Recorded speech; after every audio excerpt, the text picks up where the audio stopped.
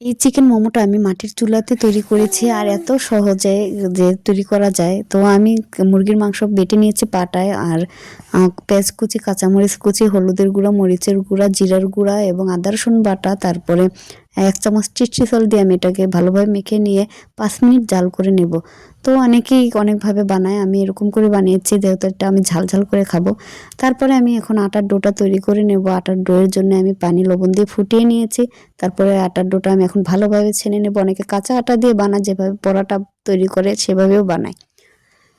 তো তারপরে আমি এই ডোটাকে ভালোভাবে বেটে নিয়ে আমি একটা গোল বাটির দ্বারা এই ডোটাকে ভালোভাবে কেটে নেব গোল করে, যাতে মোমোটা আমার সবকটা মোমো যাতে একই সমান হয়।